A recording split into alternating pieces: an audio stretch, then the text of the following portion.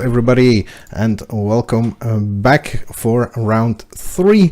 Let's have a quick look at where we are in the bracket right now, as Thijs and Aron are shuffling up for their quarter final.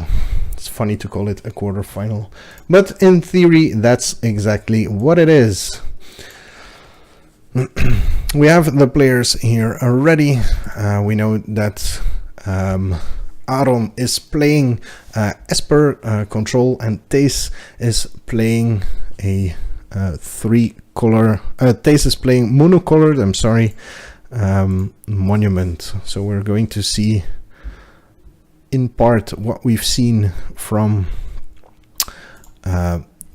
Frederik as well, but now with a monocolored approach. So the advantages that this deck brings to the table are a lot more subtle than the Cloud Blazers that we've seen from Frederik, but that does not mean that it is less powerful by any means.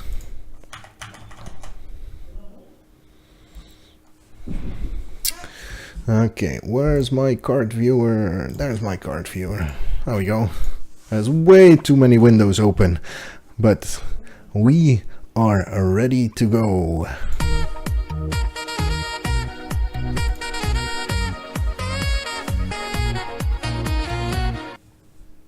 That's really random, but I really like the tune, so suck it. Okay.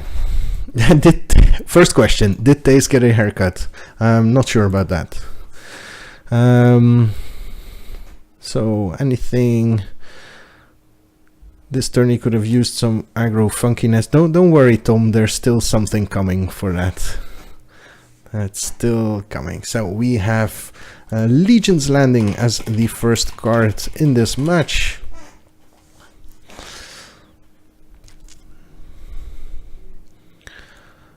And Aron again will look to Thijs for explosive starts and mid games, and for Aron to take over mid games and try and get the W in the late game.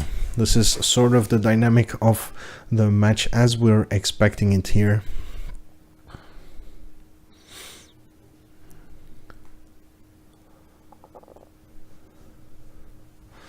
I'm really hoping that Kortrijk gets enough attention into Gentry to have a leaderboard. At this point, Marxem and World's End Comic are only have like 6 to 8 people for most of their events as well.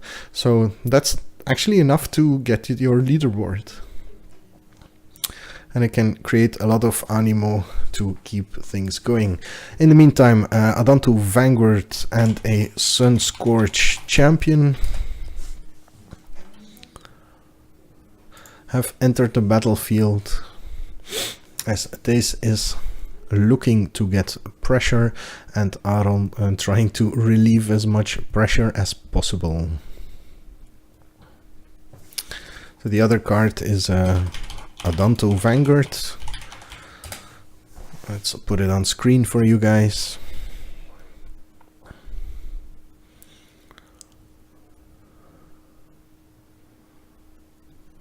There we go. Getting onto the offensive. It is a 3-1 now. He doesn't mind trading it for 4, knowing that he'll get a 4-4 Sunscorch champion out of the trade eventually.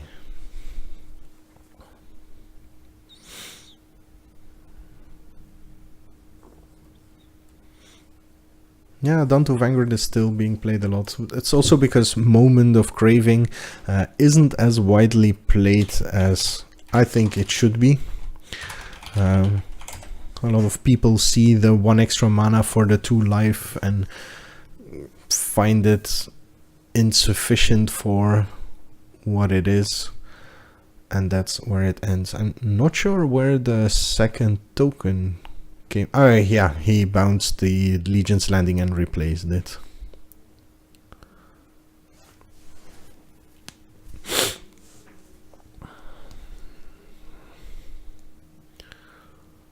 So Aron Looks like he has a countless gearsmith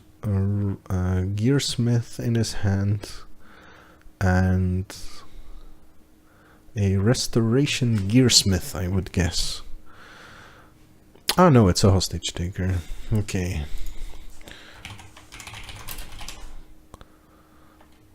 Discards the card to eternalize the Sunscorch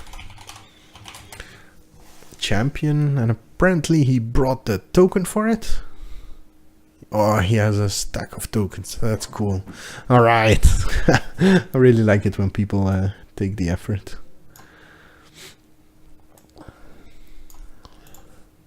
So, Sunscorch champion eternalized, gives 4 life to Aron and dumps a 4/4 on the table. That's a golden number.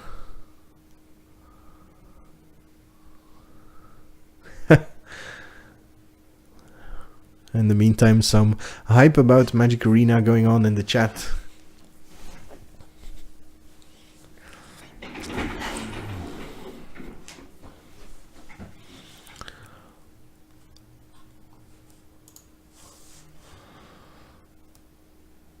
Okay, Thijs looking for his possibilities. He has a Shifted Dunes there as well. That might come into play sooner rather than later, but for now it's the cast out that takes care of the 4/4 Sunscorch and allows Thijs to go back onto the offensive, which allows him to flip his Legion's Landing into, I believe that card is then called Adanto, and he now has the option to tap 4 lands to make a vampire token.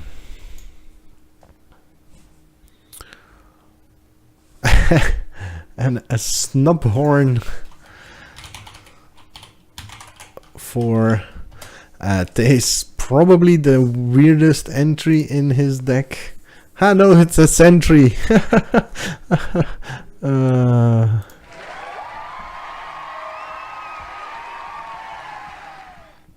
Cheers for bad jokes. Okay, so Snubhorn Sentry in his deck. And it's actually ascended. When I saw that deck list, I was a bit confused about this, but apparently it's pretty decent after all.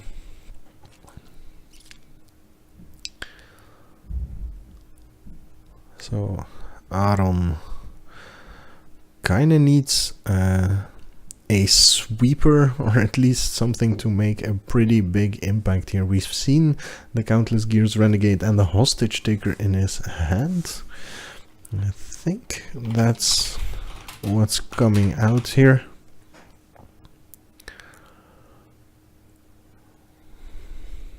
Yep, there's the Hostage Taker.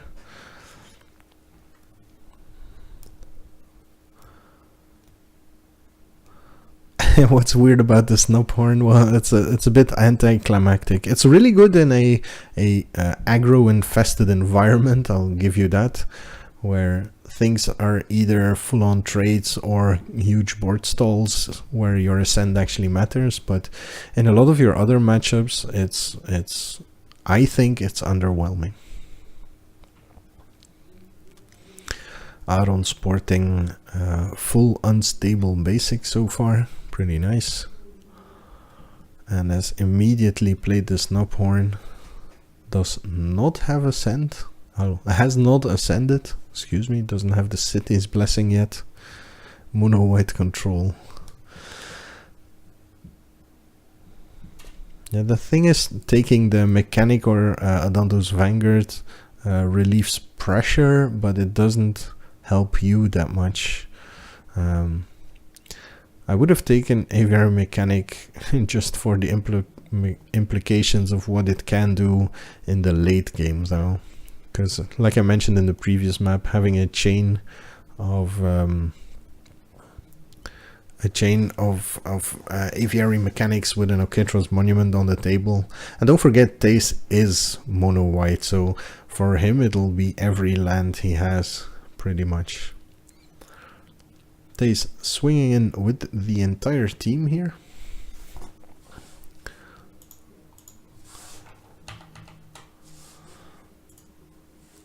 So at least signaling that he might have pump spells. Aron taking safe blocks, actually inviting Thijs to play the pump spell that he had. The Shiva Dunes is sorcery speed, right? Yeah, it's sorcery speed, so can't use that anymore. Oh, but we have impeccable timing. So there are some combat tricks coming out of Thijs's deck, something that will catch a lot of people off guard. And we have one of his rares. Keep forgetting what it's called. Thijs's deck. Glory Bound Initiate.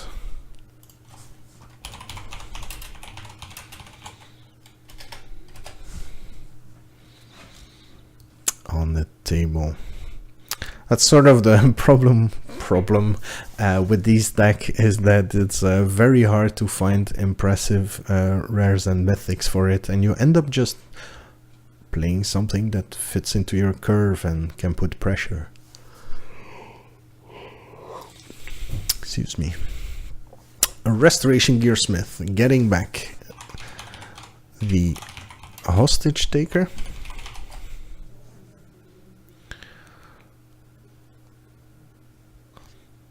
And Aron starting to use his basic battle plan with a mid-game life total, mid to moving into end game really, life total of 14, which should have him pretty happy and quite well set up to go into this game.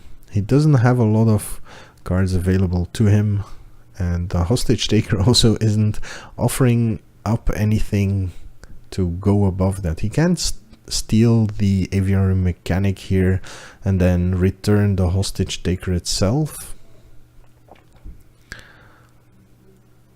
So he can steal something else after that. But right now it's Thijs's turn to see what his plan is. Also, Aron is one permanent away from ascending and receiving the city's blessing, which is pretty relevant with that snubby on the table. So let's see what Thijs wants to do here. Attacks with the Vanguard and a 4/4 Glory Bound Initiate.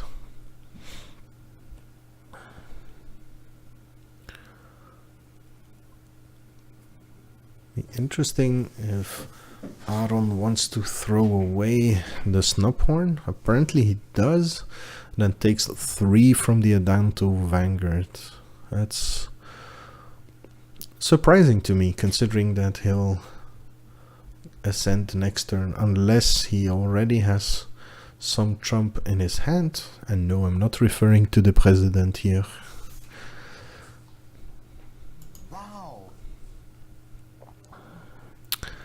See a Zealot Hostage Taker. So this is the Zealot coming out.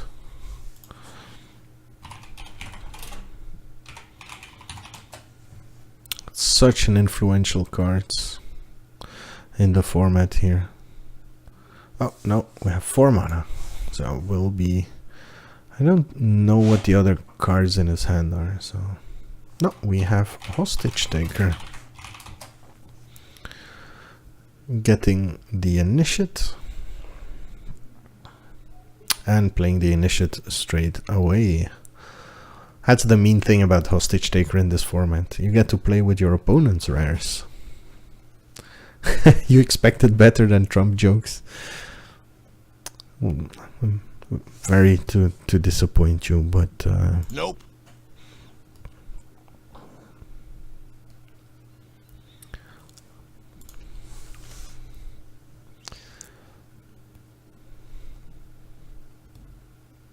Okay. So Thijs defanged again, and this is also what the Esper deck does. It constantly defuses situations while adding to its own board state, and even though sometimes they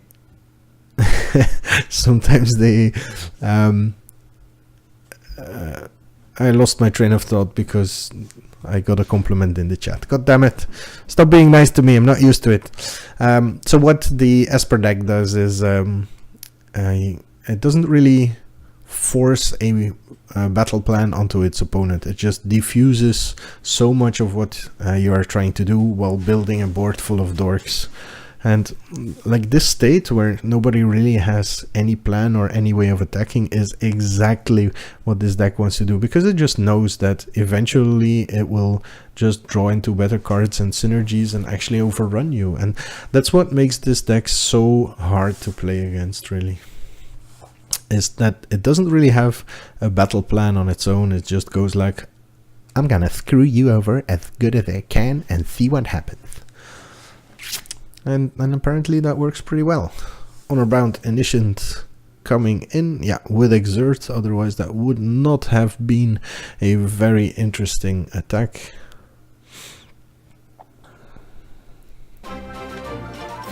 And we have a new follower. Welcome Delta for following us.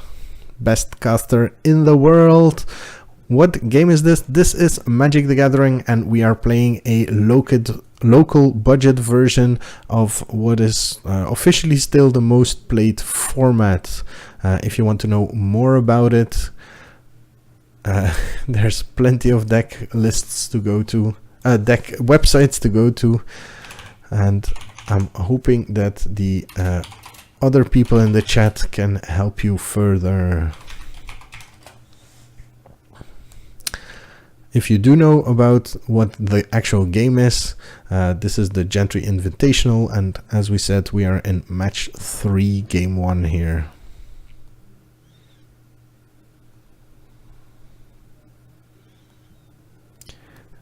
Match 3, game 1, as Manya said. So no sideboard cards yet.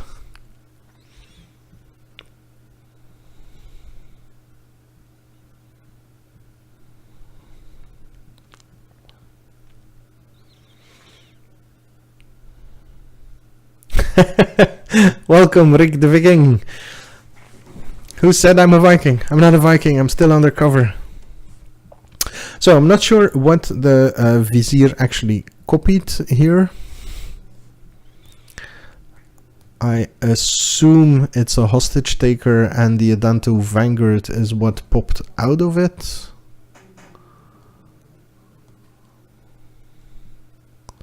Such a cool card to Vizier. Yeah, hostage taker. Thought so.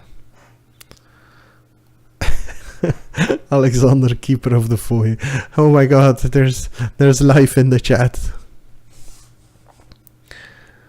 Let's try and focus on the game, Niels. You're a caster. You have your duties here. Apparently I just got an achievement for being a part-time streamer. Yippee. Okay, Dawn Feather Eagle.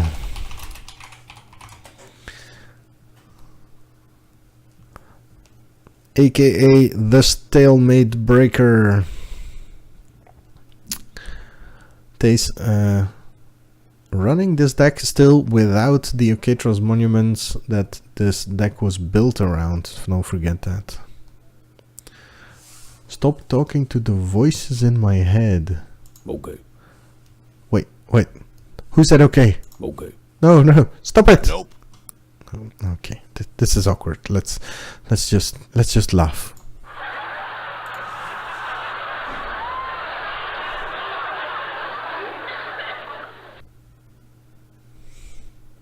Okay, we have an attack in the meantime. Aviary Mechanic and Adanto Vanguard coming in with +1/+1 from the Dawn Feather Eagle, which is still on our card viewer. And we have Aron taking the trade with his Restoration Gearsmith. Glory Bound Initiate was exerted, so it still can't untap. And Aron is losing life points steadily, though.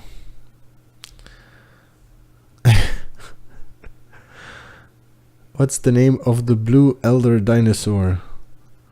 Swisswittle or something like that. Oh yeah, Nezahal. That's the same thing. Okay. So we have a embalmed Vizier. I don't think he grabbed the right card there.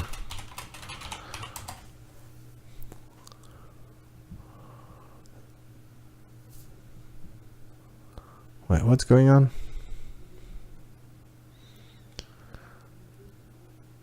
So I'm guessing the Vizier got embalmed, became a hostage taker, then took a Adanto Vanguard and played the Adanto Vanguard. Okay, we figured it out. We're good, guys. We're good. Nope. We're good. We're good. Nope. Okay. Okay.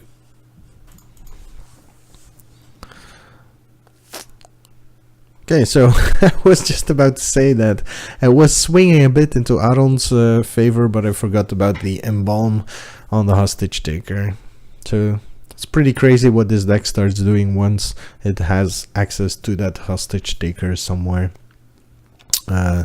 Aron choosing not to have an answer to the flying though, so that's a 4-turn clock with Thijs' life total and number of tokens, allowing him to swing that many times. And there we have the Okitros Monument with an empty hand that is not as exciting as it usually is. So what's Aron's plan for not... Oh, he drew Ravenous Chupacabra. I was wondering what his plan was for not getting rid of the Dawn Feather Eagle, but if you top deck like a boss, then it doesn't really matter now, does it?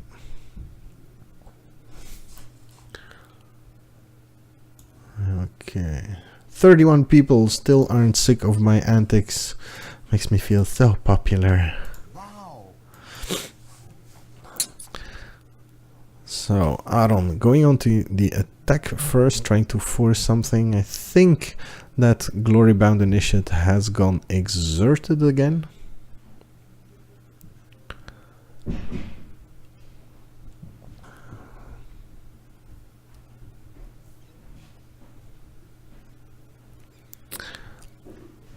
So Thijs has some tokens at his disposal for mostly jump blocking duty.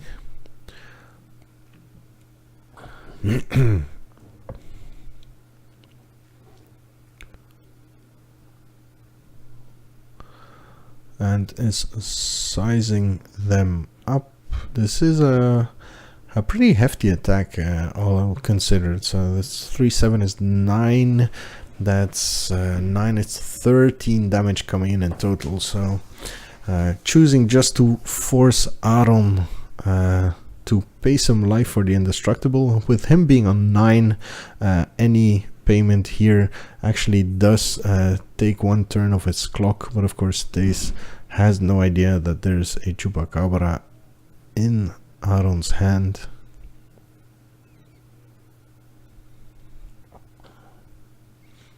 And Aron doesn't care. Think, yeah.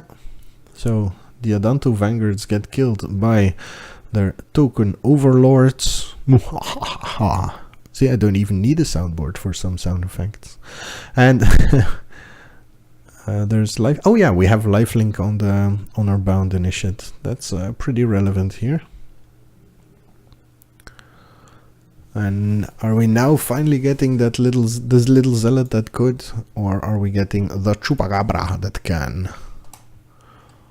3, 2, 1, Chupacabra. Boom. And we already have a Countless Gears, a Renegade in that hand to recur some of those cards for Aron. So yeah, at least people understanding it's important to play in the playing area. Okay, Dusk Legion Zealot. Chupacabra!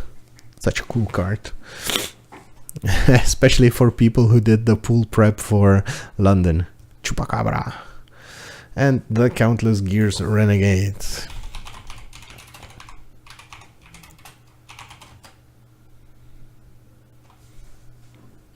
I was thinking Aviary Mechanic earlier when I was talking about the Countless Gears Renegade. So I think that this is game over for Thijs, honestly. The deck doesn't really have rebuild potential of top decks.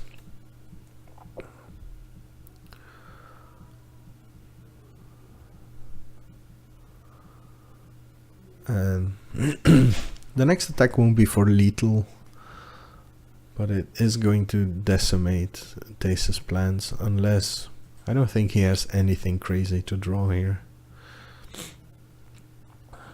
Yeah, just passes the turn. He has the Adanto to make another token. Conquistador would stall out, but even Conquistador barely does anything here. The only thing it does is stops the 1/1s from attacking. Because at this point Aron doesn't really need to care about all his other creatures.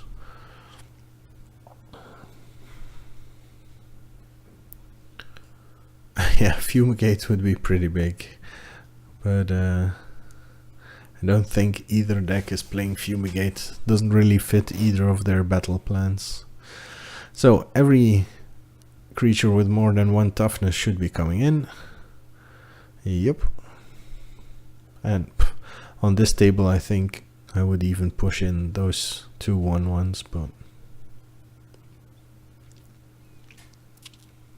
the lifelink does complicate the math here a little bit.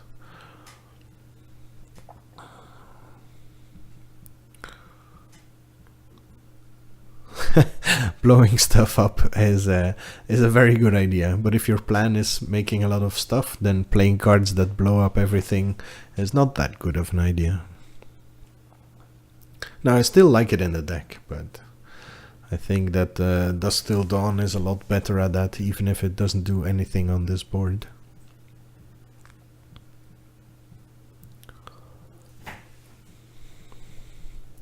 How are the Brain Freeze guys doing? Well, Dries was defeated in the first round after getting a terrible pairing. He got paired with against a removal-based control deck with his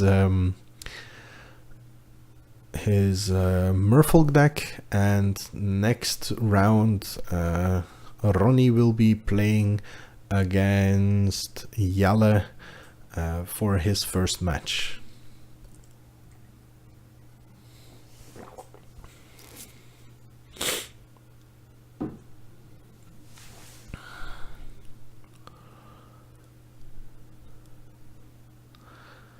So the Vizier gets removed with a group of tokens, or not, or is he, or not, or maybe. Apparently there's a bit of a misunderstanding going on.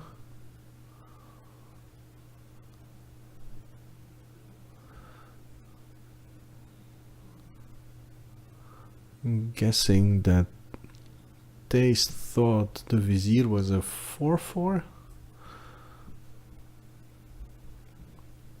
Not sure. Apparently they figured it out, and we are continuing the game. Cloudblazer from Aron.